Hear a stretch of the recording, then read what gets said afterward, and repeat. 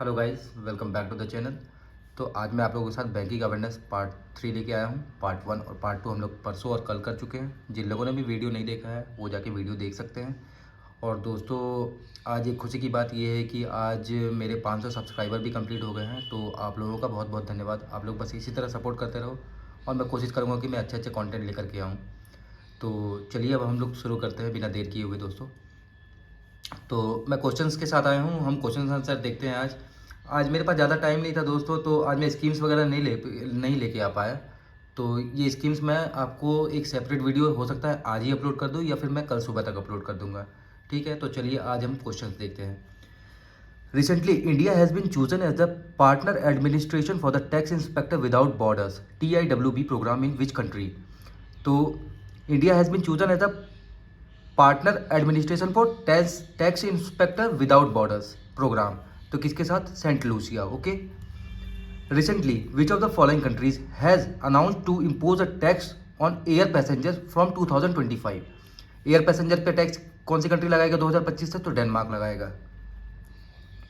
Which organisation has released its annual report international debt report 2023। तो ये किसने? World bank ने। ओके, वर्ल्ड बैंक ने क्या रिलीज किया है? इसका एनुअल रिपोर्ट आता है international debt report 2023। Very important question, याद रखना है। Recently department for promotion of industry and industrial trade DPIIT has released a report titled logistics cost in India assessment and long term framework. The report has been prepared by which organisation. तो question क्या कह रहा है? DPIIT एक report release किया जिसका title क्या है? Logistic cost in India assessment and long term framework. ये रिपोर्ट किसके द्वारा प्रिपेयर किया गया है? तो national council of applied economic research NCAER। किसके द्वारा? National council of applied economics research NCEAR। Okay, now come to the next question. Recently, Reserve Bank of India has deferred the deadline for introduction of new penal charges regime in loan account from Jan 1, 2024 to which dates? ये चीज़ मैं आप लोगों को पहले दिन बता चुका हूँ कि इसको कहाँ तक बढ़ा दिया गया है। इसको 1 अप्रैल 2024 जो न्यू कस्टमर्स हैं उनके लिए, ठीक है, और जो भी न्यू लोन लिए हैं, और जो पुराने एग्जिस्टिंग लोन हैं उनका डेडलाइन कब तक किया गया है? तो 30 जून। ओके, ये है। According to the recently released trade and progress of banking in India 22-23 by the reserve bank of India RBI, what was the gross non performing assets GNPA ratio to the scheduled commercial bank at the end of the September 23। तो GNPA कितना था at the end of September 23? 3.2%। और financial year 22-23 जब ख़त्म हुआ था, मान के चलो मार्च में ना, तो उस समय पे कितना था? ये 3.9% था। तो काफ़ी अच्छा इंप्रूवमेंट दिखाया है बैंकों ने। तो अब ये हो गया है कितना? सितंबर तक में 3.2, 3.9 से आ गया 3.2 तक। Okay. Recently after the European union which of the following country has announce to implement carbon border tax on iron, steel, aluminium, ceramics and cement from 2027। ये याद रखना दोस्तों हम लोगों को कि 2027 तक कौन से कंट्री ने बोला है कि ये कार्बन बॉर्डर टैक्स लगाएगा किस पे? Iron, steel, aluminium, ceramics and cement पे। तो UK 2027। ये भी एक क्वेश्चन बन सकता है कि कौन से ईयर से। तो ये सब चीज़ें भी याद रखनी है, क्वेश्चन में ही आंसर छिपे हुए हैं।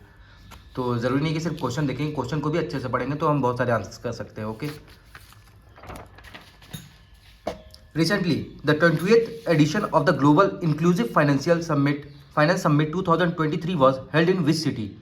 20th edition of Global Inclusive Finance Summit, New Delhi में। Okay.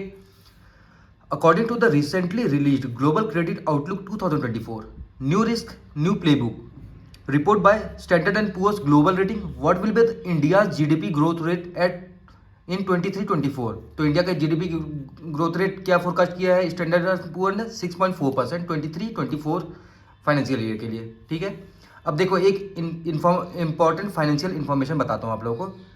India and Oman announce the third tranche of Oman India investment fund worth $300 million, around 25,000 crore Indian rupees में देखो तो, that would be use for channelizing investment into the fastest growing sector of the Indian economy. The fund was started as 50-50 joint venture between the State Bank of India okay, and the Oman investment authority with the first tranche of 100 million followed by 200 million. ठीक है, तो total कितना हो गया 300 million. India Oman ने investment क्या किया है, ये तीसरा ट्रांच है। पहला ट्रांच कितने का 100 मिलियन, दूसरा ट्रांच 200 मिलियन, तो टोटल कितने हो गए 3 मिलियन। ठीक है, recently the government of India has signed a $250 million policy based loan with which organisation for industrial corridor development programme, sub programme 2। तो किसके साथ, एडीबी। फिर से देखते हैं, recently the government of India has signed a $250 million policy based loan with which organisation for industrial corridor development programme, ADB. Okay, 250 million किसके लिए, industrial corridor development programme के लिए एडीबी ने पैसे दिए हैं 250 million. According to the recently release 5th edition of the logistics ease across different states LEADS 2023। LEADS का full form भी याद रखना है, हो सकता है एग्जाम में पूछ ले, तो फिर से बता देता हूँ। Logistics ease across different states LEADS 2023 report, which of the following urban territory are the achievers are in the achievers category. तो इसमें 3 कैटेगरी होते हैं, आई थिंक अचीवर्स और एस्पायरर्स और एक तीसरा मुझे याद नहीं है दोस्तों। तो अपने को यहाँ पे union territory, sorry urban territory नहीं, यूनियन टेरिटरी। ओके, तो दिल्ली एंड चंडीगढ़। अब इसको ये रिपोर्ट कौन रिलीज करता है, तो ministry of commerce and industry. ठीक है, अब देखो लॉजिस्टिक्स परफॉर्मेंस इंडेक्स में इंडिया की क्या रैंक है, 38th rank out of 139 country. ये भी एक क्वेश्चन बन सकता है, तो याद रखना लॉजिस्टिक परफॉर्मेंस इंडेक्स में इंडिया की rank 38 out of 139 countries. Okay, recently which of the following has partner with IIT Kanpur to establish the school of sustainability. कौन सा बैंक ने किया है आईआईटी कानपुर के साथ, किस चीज़ के लिए, to establish the school of sustainability. तो कोटक महिंद्रा बैंक ने कितना पैसा इसमें खर्च किया, 200 करोड़। ओके,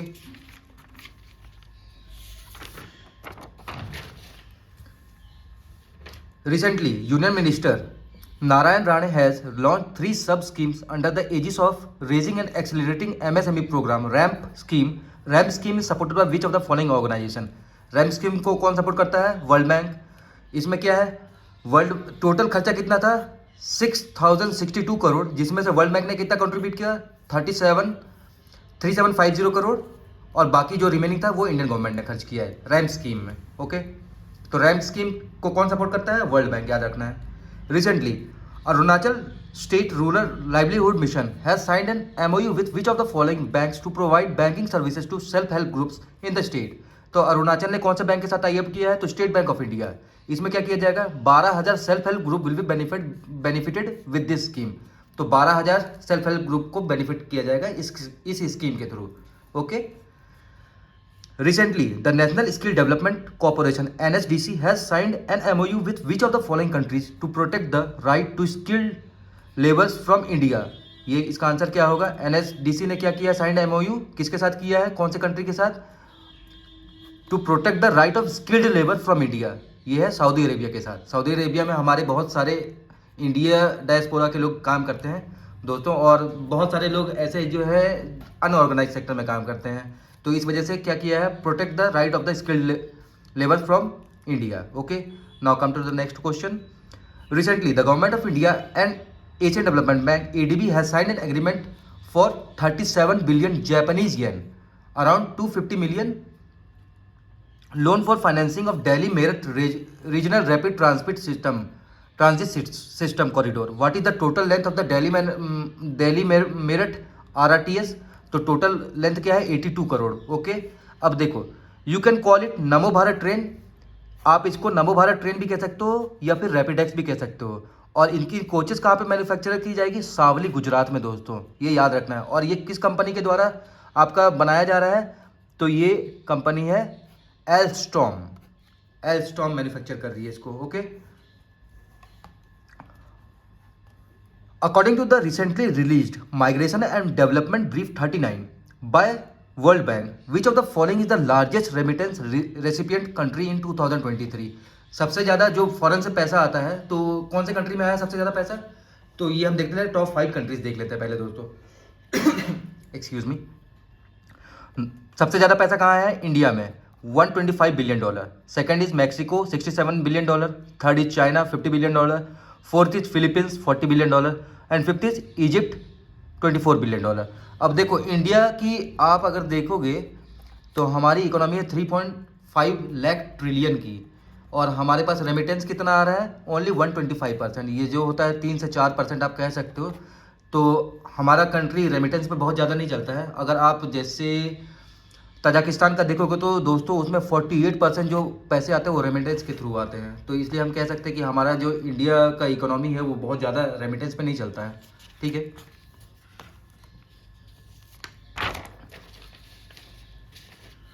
अब देखो एक क्या न्यूज़ है, ये पूरा अच्छे से देखते हैं। Recently the government of India has signed an agreement with ADB for $100 million loan to improve urban services and tourism facility in Tripura. Tripura को एडीबी ने कितने का लोन दिया, 100 मिलियन का लोन दिया, $100 मिलियन USD का लोन दिया। किस लिए, to improve urban services and tourism facilities in Tripura. Okay, the project will upgrade urban water supply system by installing 42 kilometre new transmission and distribution pipes. इसमें क्या होगा, इस प्रोजेक्ट में क्या है कि अर्बन वाटर सप्लाई सिस्टम के लिए 42 किलोमीटर की न्यू पाइपलाइन डिस्ट्रीब्यूट की जाएगी। Okay, establish 4 new water treatment plant, 4 new water treatment plant लगाए जाएंगे and improve 55 kilometre of storm water drains. ठीक है, 50 किलोमीटर का 55 किलोमीटर का storm water drains. It will improve 21 kilometre of urban road. ठीक है, 21 किलोमीटर अर्बन रोड को improve किया जाएगा। It will also build the capacity of 12 urban local bodies on planning, infrastructure operations and maintenance, financial management, gender equality and social inclusion and project management. ठीक है, तो इन सब चीज़ों के लिए एडीबी ने कितने पैसे दिए त्रिपुरा को, $100 मिलियन दिया है। Okay, recently Robert Solow has passed away. He was awarded the Nobel prize in 1987 in which field. इनको रॉबर्ट सोलो अभी यूएस के आप इकोनॉमिस्ट कह सकते हो, तो इनको इकोनॉमिक्स में मिला था नोबेल प्राइज 1987 में। ठीक है, ये अभी हाल ही में इनका देहांत हो गया है। Recently the parliament has pass the bill to raise the age limit of president of the GST appellate tribunal to how many years. तो जीएसटी अपीलेट ट्रिब्यूनल की मैक्सिमम एज क्या होनी चाहिए दोस्तों, 70 साल। Okay, recently the Ministry of Finance has granted a one-time exemption to the Life Insurance Corporation and Life Insurance Corporation of India LIC to achieve the 25% minimum public shareholding by which of the following years। 2032 तक LIC को क्या करना है, minimum 25%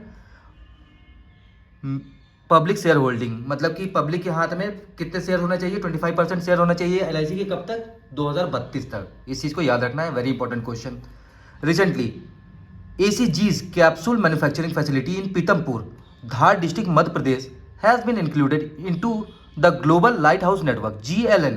GLN is an initiative by which of the following organization।